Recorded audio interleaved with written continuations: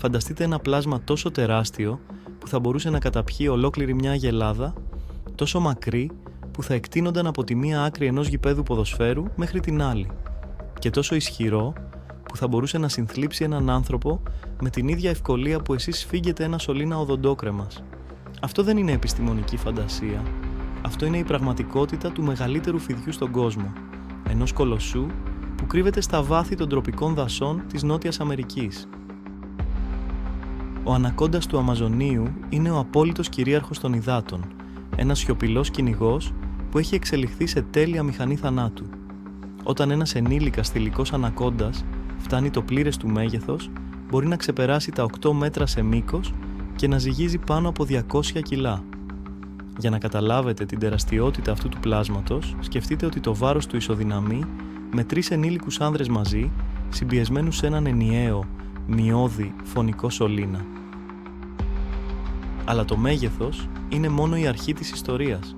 Το πραγματικό μυστήριο κρύβεται στον τρόπο που αυτό το γιγάντιο πλάσμα κατάφερε να επιβιώσει και να ευδοκιμήσει σε έναν κόσμο όπου το μέγεθος συχνά σημαίνει αργό θάνατο.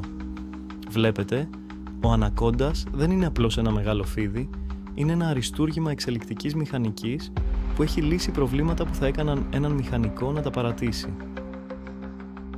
Πρώτα απ' όλα, υπάρχει το πρόβλημα της κίνησης.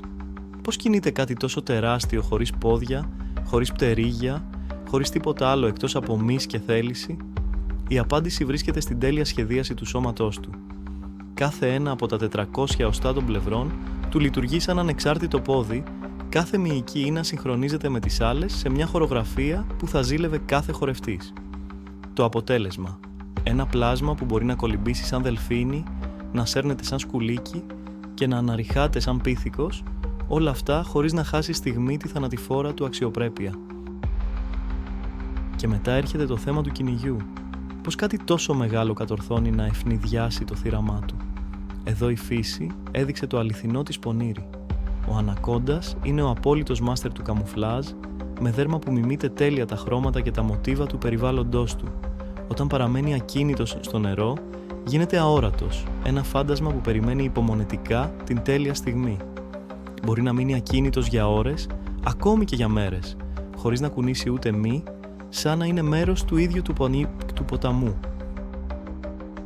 Αυτή η υπομονή είναι κλειδί για την επιβίωσή του, γιατί ο ανακόντας έχει έναν από τους πιο αργούς μεταβολισμούς στο ζωικό βασίλειο. Μετά από ένα καλό γεύμα, μπορεί να περάσουν μήνες πριν χρειαστεί να φάει ξανά. Αυτό σημαίνει ότι κάθε κυνήγι πρέπει να είναι τέλειο, κάθε επίθεση θανατηφόρα, γιατί δεύτερες ευκαιρίες είναι σπάνιες στον κόσμο του. Όταν έρχεται η στιγμή της επίθεσης, ο ανακόντας μεταμορφώνεται από στατικό κυνηγό σε δυναμικό θανατηφόρο όπλο. Η επίθεσή του είναι τόσο γρήγορη που το ανθρώπινο μάτι δεν μπορεί να την ακολουθήσει. Σε λιγότερο από μισό δευτερόλεπτο εξαντλεί όλη την αποθηκευμένη ενέργεια σε μια έκρηξη κίνησης που θα έκανε έναν αθλητή του στίβου να φαίνεται αργός. Το κεφάλι του εκτινάσεται μπροστά σαν βέλος, οι σαγόνες του ανοίγουν σε αδιανόητες διαστάσεις και τα αιχμηρά του δόντια βυθίζονται βαθιά στη σάρκα του θύματος. Αλλά εδώ είναι που η ιστορία γίνεται πραγματικά τρομακτική. Ο ανακόντας δεν σκοτώνει με δηλητήριο όπως πολλά άλλα φίδια. Ανταυτού, χρησιμοποιεί κάτι πολύ πιο φρικτό και προσωπικό, τη σύσφυξη.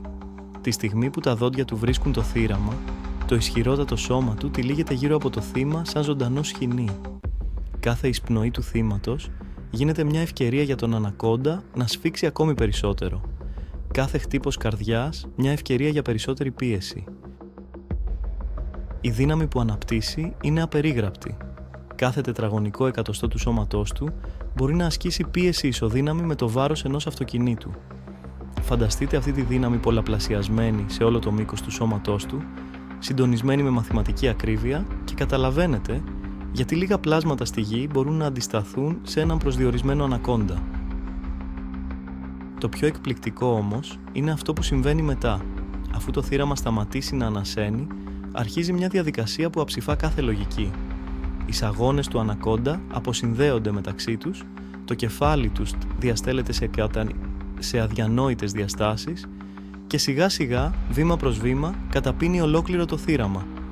Έχουν καταγραφεί περιπτώσεις όπου ανακόντες έχουν καταπιεί ολόκληρα ζώα διπλάσια σε πλάτος από το δικό τους κεφάλι.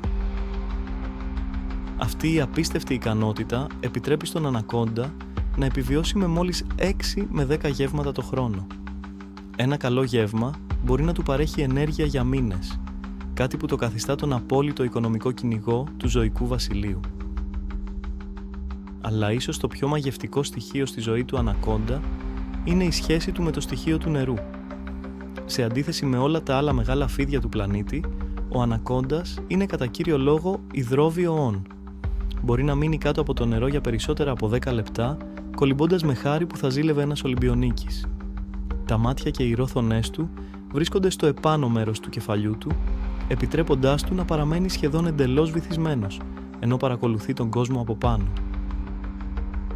Και σαν να μην έφτανε όλα αυτά, ο ανακόντας κρύβει έναν τελευταίο άσο στο μανίκι του. Είναι ένας από τους ελάχιστους οφηδώδεις που μπορεί να ανιχνεύσει τη θερμότητα με απίστευτη ακρίβεια.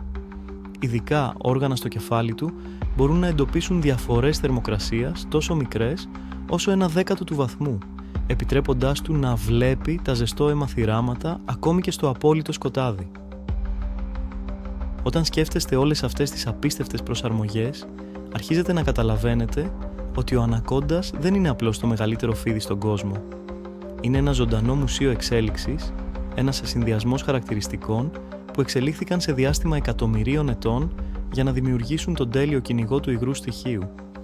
Σε έναν κόσμο όπου η επιβίωση εξαρτάται από την ταχύτητα, τη δύναμη και την εξυπνάδα, ο ανακόντας έχει όλα αυτά συνδυασμένα σε ένα σώμα που παραμένει το ίδιο, μυστηριώδες και τρομακτικό, όπως ήταν για τους πρώτους εξερευνητές που συνάντησαν αυτούς τους γίγαντες του Αμαζονίου.